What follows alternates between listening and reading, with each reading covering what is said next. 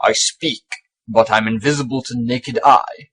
I talk of a mystery as mysterious as how I look, and I am forever fond of games involving conundrums. Who am I? It is I, the Puzzler! I welcome you back once again, and shall now bestow my words that will boggle your mind.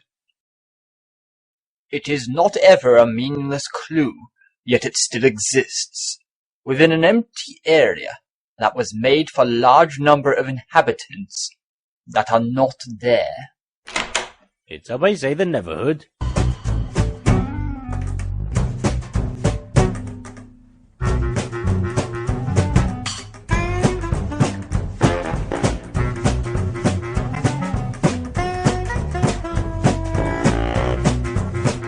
Ah, who are you and what are you doing on my show? Does anybody care? Do you? Well, I can't say I do, but... Well, there you go then. Let's leave it at that. Oh fine, random cameo from tisderandom.blogspot.com. You can stay and be my assistant reviewer on The Neverhood. Now, some of you may be wondering, what in the world is this unusual looking game I am watching? Well, this is another point-and-click puzzle game that was released back in late 1996 on the PC for Windows, but it also received an exclusive release in Japan for PlayStation 1, but it was renamed to Claymation. Repetitive.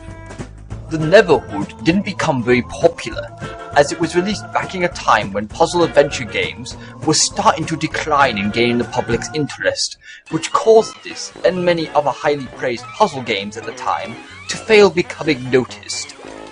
But it still had a cult following to warrant its sequel on the PlayStation 1 called Skull Monkeys, which oddly enough changed its gameplay style to that of a side-scrolling platformer, and the main character made an appearance in a fighting game called Boombots on the same console as a secret fighter. Usually the plot would unfold as you play through the game, but this one handled it differently, as you need to collect 20 discs, which will give you the full story of the game, as told by a not-so-bright inhabitant of the Neverhood, Willie. These discs are all that are left of the true story. True story of the closing of the Third Age. We will not go too in-depth into the story, as the main focal point of the puzzle experience is to find out about the world around you, who you are, and make up your mind about what must be done. But just so you know, the lore in the story is based on the Bible, and the name of this thing is Clayman. I bet that one took him a whole day in the board meeting. He doesn't say much, but one obvious thing you will notice as you follow his tale is that he is a bit of a moronic git. As you watch this video, it's very obvious that this game's visual is unlike any other games that have been made back in the 90s. Every scene and character has been made entirely out of clay, with so much effort that you would want to search every sculptured scenery and building. And what little inhabitants and many mechanisms that reside in the Neverhood have been painstakingly animated to give us puzzle adventure enthusiasts something unique and original in the visuals that broke the mold of the usual 2D graphics that we saw at the time. Douglas TenNapel and Mark Lorenzen, along with a team of the now defunct Neverhood Inc., did an amazing job at bringing life to a game with lots of personality and even greater masterful use of expressive humor with Claymation. You might know some of these people better with the classic game series like Earthworm Jim, and TenNapel's numerous graphic novels which he releases every year. Come to think of it, there seems to be a similarity in these two characters. And if none of you notice these similarities, then we shall now take away your nerd trophy. Also, just for the sake of interest, what little voice acting this game has was mainly done by none other than TenNapel himself, taking most of the roles, while Lorenzen is the only other person from this team to voice act as our dim-witted Willie. While most of the music was composed by Terry Scott Taylor, and what came of it was something that sounded very bizarre, nonsensical, and just plain odd like Dixieland. And I love it! Good God, it's only computer game music, get a hold of yourself! The puzzles are not that hard, though. All it requires to solve most of them is having a keen sense of observation to your surroundings, where there are a lot of visual clues lying around, giving the answer to later puzzles, which one would have to note down on pen and paper, or listen intently to sounds that may be required to get through some parts. And forget about any NPCs giving you helpful clues in this one. The only inhabitants here either don't have anything of worthy value to say, or they are just complete unsociable buggers. Oh, it's you! Hi! Go away! Cheeky! The setup, unlike your standard puzzle game, is very different, as you don't have any commands to choose from, or any fancy pointers, but rather everything requires just a click of your mouse, and Claymation will perform the appropriate action, depending on whether it's an item to pick up, taking a closer look at things, pressing buttons, and using an item on a particular area or object automatically. That's right. There is no inventory screen.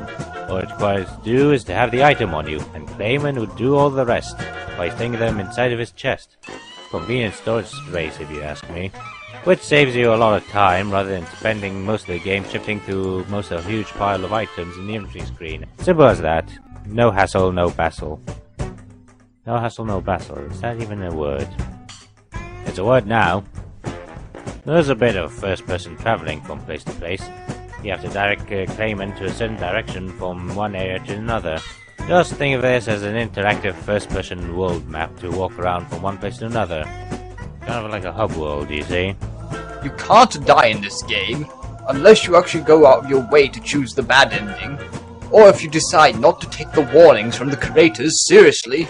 That is part of the fun, of course.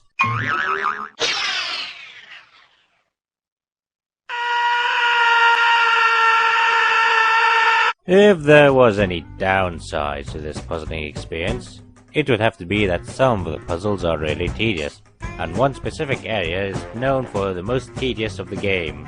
And if you folks don't know what we're talking about, then be thankful, as one of the items necessary to beat the game is beyond a very long hallway called the Hall of Records. This place is where all the lore of the Neverhood created by the creators themselves is written on the walls. They are more for anyone interested in learning more about the Neverhood's history and other things alike.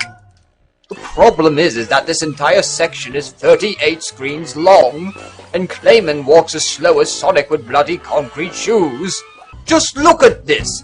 We have been talking for a while now, and we are nowhere near the end of this corridor.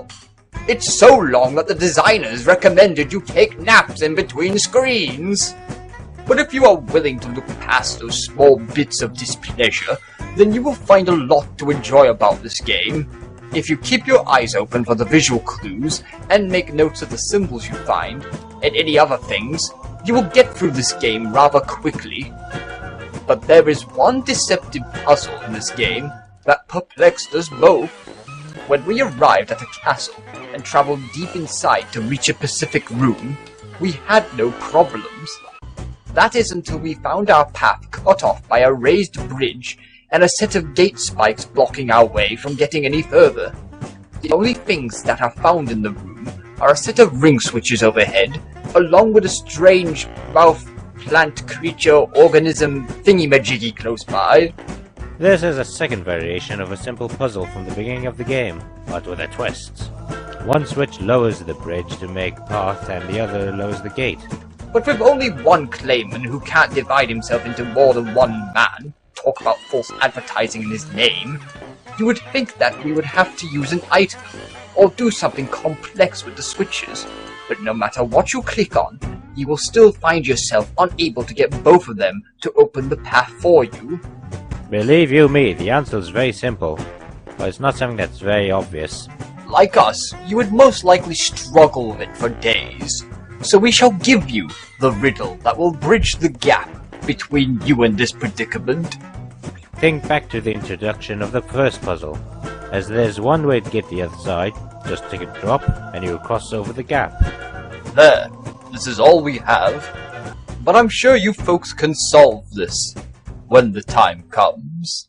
We highly recommend this puzzle game, as it's a worthy addition to anybody's collection with its unique visuals, enjoyable gameplay, and its expressive humor.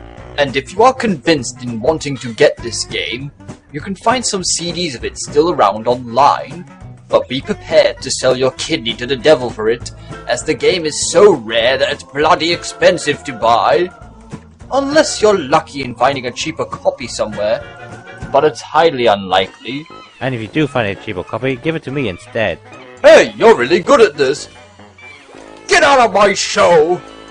Fine, I'll even make my own show, with blackjack and hookers. Jackass. Bloody amateur. With that said, our time is up, so I shall now take my leave. I wish you the best of luck in getting across the gap, and I shall puzzle you next time on The Puzzler!